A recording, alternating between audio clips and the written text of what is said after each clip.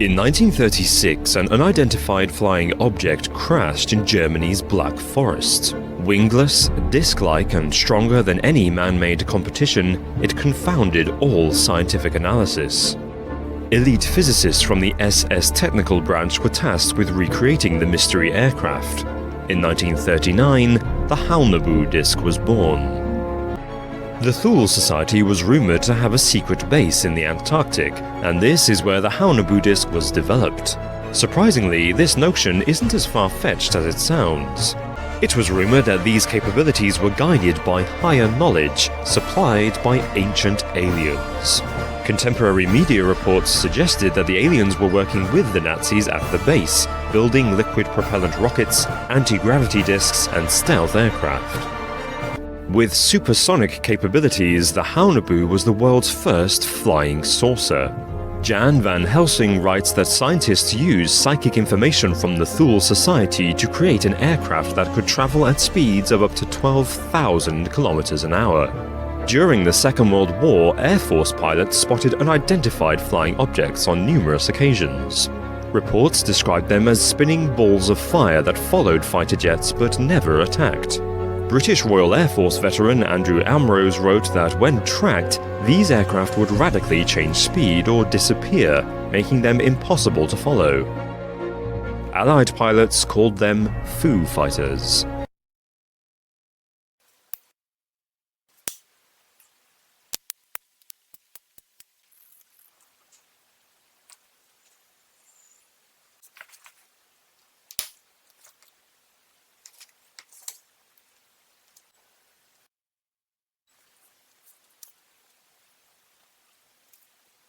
In that piece of carbon fiber, I've placed 6 little neodymium N53 strength, which is essentially the strongest magnets, and they're each placed with opposing poles. So you have north, south, north, south, north, south. What happens is when this spins right above the plate, it actually will levitate. It'll actually levitate about this far. A lot of people are doing nothing more than getting huge quantities of mass and see if they can get a gravity wave to cause things to move. Mm-hmm. Well, that isn't what we're talking about at all. Mm-hmm. So I wondered if gravity could be related to its cousin magnetism. Mm-hmm. And so I found that when I take 2 magnets together, I have some neodymiums around here that I'm actually afraid of. They're so strong. They can danger you. Mm. But anyhow, you take a magnet, you go to put them together and they go clunk, right? Mm. But you take one of them, move it around, and all of a sudden it doesn't want to go right. together. The repulsive. So I got I ordered one at $5,000 a piece. Wow. with a 1/4-inch hole through between both of them, and I put a brass bolt and I tightened them down, forcing them together. Mm-hmm. And then I put them together in a thing that looks kind of like a rock. Mm-hmm. Okay, and then I got another one that didn't have magnets in it. Mm-hmm. And Galileo, in all his endeavors, he went up to the Leaning Tower of Pisa. And dropped he dropped a big rock and a small rock. Mm-hmm. And his buddy down at the bottom kept telling him that the large rock and the small rock arrived at the same time. Well, I went up to in the Lockheed Building 501. Mm-hmm. By the side of escalators and elevators. Oh, wow. And I got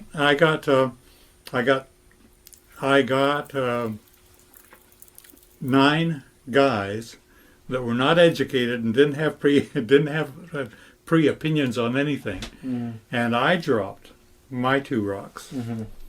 And I said, what I would like you to do is, I told them what I'd like you to do is I would like you to take whichever one arrives first, get it in your hand, and when I come down the elevator, hand it to me. Mm-hmm. Now, they looked identical, except for... and nobody knew what was inside? No, absolutely not. Mm-hmm. All the 9 times that I tested it, it's as though the one with the opposing magnet field extending out 3 feet on each side. I actually measured how big the field is. How big the field was. And on each side of one rock, I had a total of 6 feet.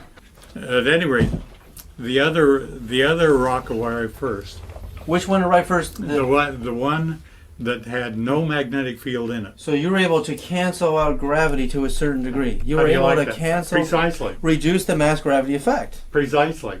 By opposing fields. Isn't that nice? You bet. And got 9 signatures and I always skip. You did that at Lockheed. What year was this? Oh, at least 8 years ago. This is the actual document of Boyd's where he proved that by altering the field in a falling body, the magnetic field, it reduced its mass gravity equivalent and canceled out the effects of gravity to a certain percentage. And he did a building 500 drop test conducted from a height of 59 feet. The location is in White Sullivan, Texas, and the time was 12:20 p.m. and this was in 1995, December 12th.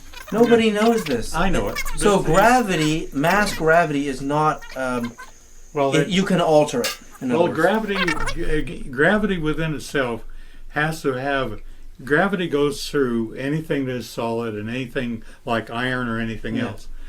But it has to have a magnetic component, which may be canceling out within itself. But as soon as it got around my rock, it all of a sudden recognized the presence. How would you define gravity? Could you describe in layman's terms its basic principles for us? Gravity is something difficult to explain because it's something that we essentially don't understand. It's just something that we can observe. Not much is really known about gravity. There are many theories about it, but they are just mainly theories. There's theories of gravitons, which allege that there are these subatomic particles that act like an attractive force like gravity that exchange between two pieces of matter. There is also a theory that gravity is a form of wave, an electromagnetic wave. Basically, gravity is a force. It's the inherent property of matter to have gravity, a mutual attraction for each other. Modern science, current science right now, identifies one gravity. It's one force in nature. Apparently, through research at S4 or information gained from one of the crafts they were researching there, it appears that there are two different forms of gravity.